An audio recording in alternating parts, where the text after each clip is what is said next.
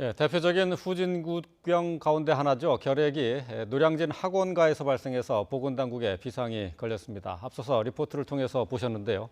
전문가를 전화로 연결해서 결핵과 관련한 주의사항에 대해서 알아보겠습니다. 전화로 엄중식 가천대 길병원 감염내과 교수가 연결이 되어 있습니다. 안녕하십니까? 예, 안녕하십니까. 예. 자, 결핵 감염 사실 가끔씩 이렇게 잊을만 하면은 다시 또 뉴스가 되고 있는데요. 자, 우리나라는 해마다 3만 명이 결핵 진단을 받는다고 하는데요. 자, 이렇게 결핵 환자가 많은 이유가 있습니까? 예, 크게 두 가지로 나눌 수가 있겠는데요. 먼저 그 결핵 자체가 특히 이제 폐결핵의 경우에는 사람에서 사람으로 이제 결핵균이 전파되는 데 있어서 기침을 할 때 나오는 결핵균이 공기 전파라고 해서 아주 멀리까지 퍼지는 특성이 있어서 폐결핵에 걸리는 경우에 바로 진단이 되지 않기 때문에 보통 1, 2주 이상 증상이 안 좋아지는 경우에 엑스레이를 찍고 진단되는 경우가 많아서 이 기간 동안에 결핵균에 노출되는 사람이 많을 수밖에 없습니다. 또 결핵이 진단돼서 치료하는 기간에는 음압격리실에서 전염력이 없어질 때까지 입원을 하거나 자가격리를 해야 하는데 메르스 유행 이전에는 음압격리실이 대형 병원에도 없거나 부족했고 자가격리도 이게 뭐 직장 문제라든지 학업 문제 때문에 잘 이루어지지 않고 관리가 안 되었습니다. 예. 거기다가 이제 결핵균에 노출된 사람의 경우에는 감염이 돼서 잠복 상태에 있는지 확인하고 잠복 결핵이 확인이 되면 치료를 해야 되는데 이 잠복 결핵 관리가 얼마 전까지 특히 이제 국가에서의 관리가 잘 안 되었다는 것이 중요한 원인이 되겠습니다. 예. 기본적으로 결핵 감염자가 그만큼 많다는 얘기가 되겠네요. 네, 우리나라는 그 OECD 국가 중에서도 이 결핵 환자가 줄지 않는 거의 유일한 나라라고 볼 수 있습니다. 아, 그렇군요. 자, 이 말씀하신 것처럼 OECD 국가 가운데 유병률, 그러니까 이 결핵 감염증을 갖고 있는 환자와 또 사망률, 뭐 이 부분에서 사실상 1위인데요. 우리나라 이 국민들이 이렇게 결핵에 취약한 어떤 뭐 유전적인 이유가 따로 있나요? 뭐 우리나라 사람이라고 해서 유전적인 그런 특성이 있는 것은 아니고 현재 그 결핵이 많이 잘 조절되고 있는 선진국도 1960년대, 70년대까지는 결핵 발생이 굉장히 많았습니다. 그래서 인종적인 특성하고는 무관하다고 보고 예. 대신에 우리나라는 인구 밀도가 높아서 밀접 접촉이 많은 그런 나라이기 때문에 좀 더 결핵 관리가 어려운 부분이 있습니다. 아, 그렇군요. 통계 가운데 다제 내성 결핵 환자 수도 1위라고 되어 있거든요. OECD 가입국 가운데. 네. 이 다제 내성 결핵 환자라는 게 어떤 겁니까? 다제 내성이라는 것이? 네.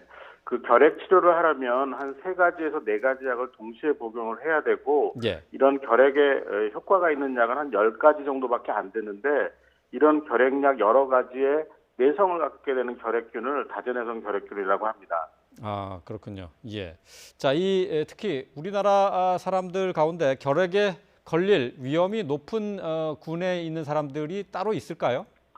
뭐 특정한 군이 있다고 보기는 어렵고 이 활동성 폐결핵 환자하고 밀접 접촉을 한 분들이 가장 문제가 되고 있습니다. 그 예. 중에서도 면역력이 감소되는 연령, 그러니까 65세 이상이거나 5세 이하 연령층이나 어떤 특정한 질병 때문에 면역이 이미 감소되어 있는 환자들, 그러니까 암 치료를 하거나 장기 이식을 받거나 아니면 간이나 콩팥, 심장 이런 주요 장기의 만성 질환을 가진 환자, 또 예. 당뇨병 환자들 같은 경우에는 발병을 더 잘할 수 있습니다. 아, 특별한 위험군을 갖고 있는 뭐 인구 분포가 있거나 그런 것은 아니다. 그런 말씀이시네요. 네네.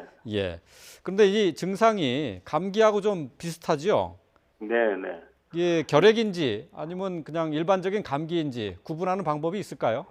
예, 초기 증상 감별이 어려운 게 열이 나고 기침이 나는 그런 증상이 감기하고 매우 비슷하기 때문인데 감기와 근본적으로 다른 것은 감기는 보통 증상이 발생하고 2, 3일 이내에 증상이 좋아지기 시작하고 일주일 이내면 증상이 사라집니다. 예. 그렇지만 결핵은 증상이 2, 3일이 지나도 좋아지지 않고 점점 나빠지고 일주일이 지나도 더 증상이 악화되는 경우가 많기 때문에 일주일 이내에 좋아지지 않는 감기 증상이 있다 그러면 반드시 진료를 받아보시는 것이 좋습니다. 아, 일주일 이상 계속되는 감기는 일단 의심을 해봐야 되겠군요. 네네, 맞습니다. 예. 자, 결핵을 예방할 수 있는 방법 있을까요? 일단은 그 건강 상태를 잘 유지하는 것이 가장 중요합니다. 이 면역력이 잘 유지되는 건강 상태라면은 결핵이 발생할 가능성이 굉장히 낮아집니다. 그래서 네. 전신 상태를 항상 좋게 관리하는 그러니까 생활 관리를 잘 하는 것이 중요하겠고요.